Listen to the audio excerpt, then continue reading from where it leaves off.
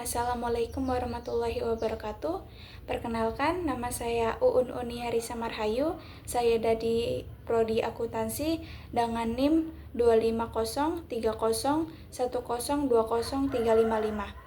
Di sini saya akan menjelaskan terkait kompensasi manajemen yang merupakan materi dari mata kuliah Sistem Pengendalian Manajemen. Baik, di sini saya akan menjelaskan 5 poin. Yang pertama ada pengertian dan tujuan kompensasi, yang kedua ada jenis-jenis kompensasi, yang ketiga ada faktor yang mempengaruhi kompensasi, yang keempat ada indikator kompensasi, dan yang kelima adalah kesimpulan. Baik, yang pertama adalah pengertian dari kompensasi.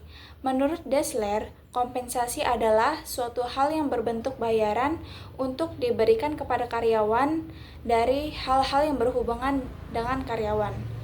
Lalu kompensasi adalah suatu hal dalam berbagai bentuk seperti uang, hadiah, dan reward atau penghargaan yang disediakan dan diberikan oleh organisasi kepada karyawannya sebagai imbalan dan jasa-jasa dan kerja keras karyawan. Selanjutnya adalah tujuan dari kompensasi. Di sini ada 5. Yang pertama adalah sebagai ikatan kerjasama, di mana dengan adanya kompensasi, karyawan dapat menciptakan suatu ikatan kerjasama antara bos dengan karyawan. Dalam hal ini karyawan harus mengerjakan hal-hal dengan baik, sedangkan bos atau pengusaha wajib membayarkan kompensasi sesuai dengan sesuatu yang sudah disepakati. Lalu kedua adalah untuk kepuasan kerja, di mana dengan adanya balas jasa, karyawan akan dapat memenuhi kepatuhan fisiknya, status sosial, dan egoistriknya sehingga memperoleh kepuasan kerja. Yang ketiga adalah sebagai motivasi, di mana dengan adanya pemberian balas jasa yang diberikan cukup besar, karyawan akan sangat termotivasi dalam bekerja. Yang keempat ada stabilitas karyawan, yaitu dengan pemberian kompensasi dengan prinsip adil dan layak, maka stabilitas karyawan akan lebih terjamin. Kemudian yang kelima adalah disiplin.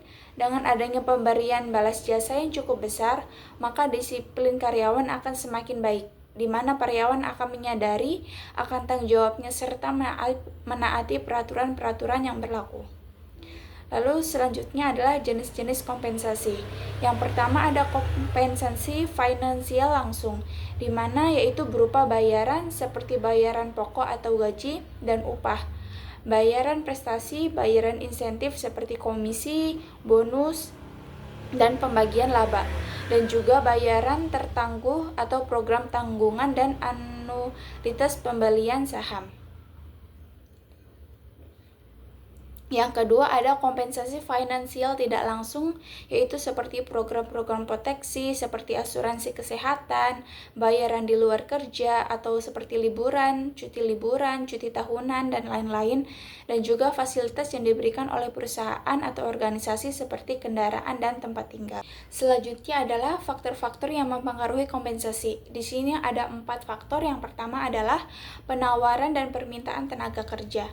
Dalam hal ini, jika penawaran yang ada itu lebih besar dari lowongan pekerjaan, maka tingkat kompensasi relatif kecil. Begitupun sebaliknya. Jika terdapat penawaran lebih kecil sedangkan lowongan pekerjaan besar, maka kompensasi yang ditawarkan akan relatif lebih besar.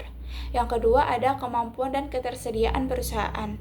Dalam hal ini, apabila suatu perusahaan tersebut mampu dan bersedia memberikan kompensasi dengan baik, maka tingkat kompensasi tersebut akan semakin besar. Begitupun sebaliknya, apabila perusahaan atau suatu organisasi tersebut hanya mampu memberikan kompensasi rendah, maka tingkat kompensasinya pun akan rendah. Yang ketiga ada produktivitas kerja pegawai atau karyawan. Dalam hal ini, jika produktivitas kerja yang dilakukan oleh pegawai atau karyawan tersebut baik, maka tingkat kompensasinya pun akan semakin besar.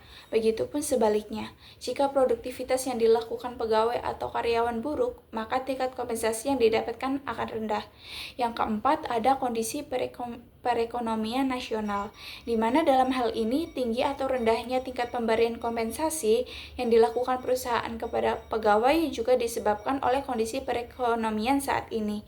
Jika perekonomian sedang tinggi, maka kompensasi akan diberikan pun akan tinggi. Begitupun sebaliknya, jika perekonomian sedang merosot, maka kompensasi yang akan diberikan pun akan rendah. Kemudian ada indikator kompensasi. Di sini ada 4 indikator. Yang pertama adalah upah dan gaji.